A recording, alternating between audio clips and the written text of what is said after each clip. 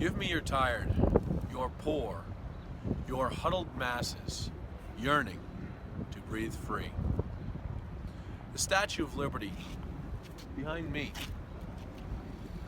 echoes the same sentiment that Milton Friedman does in the beginning tenets of his series, Free to Choose.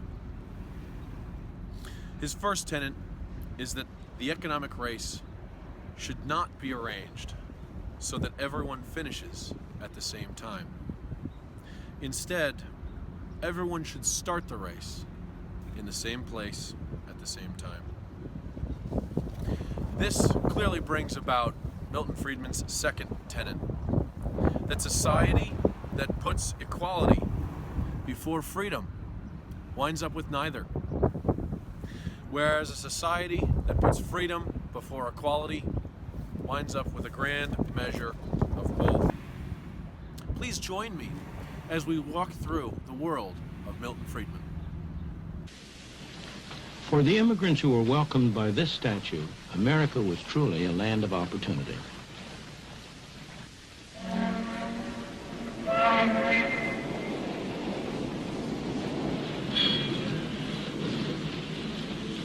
They poured ashore in their best clothes, eager and expectant, carrying what little they owned. They were poor, but they all had a great deal of hope.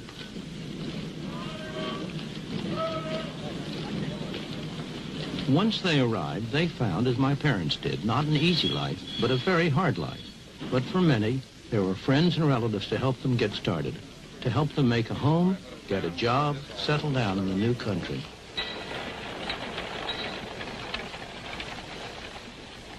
There were many rewards for hard work, enterprise, and ability. Life was hard, but opportunity was real. There were few government programs to turn to, and nobody expected them.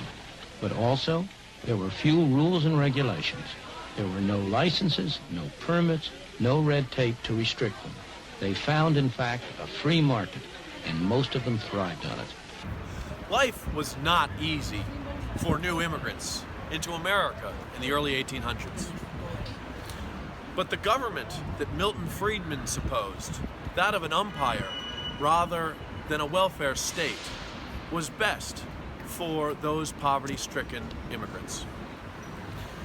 Then these, says Friedman, are the basic roles of government in a free society: to provide for a means whereby we can modify the rules, to mediate differences among us on the meanings of the rules, and to enforce compliance with the rules on the part of those few who would not otherwise play the game. Truly, it was not easy for new immigrants, but those willing to work hard could get ahead for themselves and their families. Although I haven't often been in factories like this, it's all very familiar to me, because this is exactly the same kind of a factory that my mother worked in when she came to this country for the first time at the age of 14, almost 90 years ago. And if there had not been factories like this here then, at which she could have started to work and earned a little money, she wouldn't have been able to come. And if I existed at all, I'd be a Russian or a Hungarian today instead of American. Of course, she didn't stay here a long time. She stayed here while she learned the language, while she developed some feeling for the country, and gradually she was able to make a better life for herself. Similarly, the people who are here now, they are like my mother, mostly immigrants from a distant country. They came here because they liked it here better and had more opportunities. A place like this gives them a chance to get started. They're not going to stay here very long or forever. On the contrary, they and their children will make a better life for themselves as they take advantage of the opportunities that a free market provides to them. The irony is that this place violates many of the standards that we now regard as every worker's right. It's poorly ventilated, it's overcrowded, the workers accept less than the union rate, it breaks every rule in the book. But if it were closed down, who would benefit? Certainly not the people here. Their life may seem pretty tough compared to our own, but that's only because our parents or grandparents went through that stage for us. We've been able to start at a higher point. One point on immigration that is sure to amaze all of us is that these people did not move to America just for themselves. But they chose to move here. They chose freedom, not just for themselves, but their family and future generations, who they knew would be better off than themselves.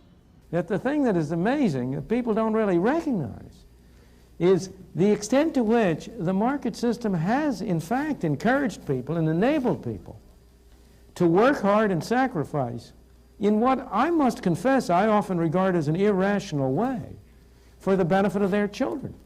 One of the most curious things to me in observation is that almost all people value the utility which their children will get from consumption higher than they value their own. Here are parents who have every reason to expect that their children will have a higher income than they ever had, and they scrimp and save in order to be able to leave something for their children. Oh, hello. And thank you for joining us today and learning more about Milton Friedman's views on the roles of family and government, in poverty and wealth. Thank you for listening, as we've realized that immigrants who came to this country and were willing to work hard gave us the ability to have much more than they could ever dream. Thank you again for joining, and please come back and join us next time for Milton Friedman's Free to Choose.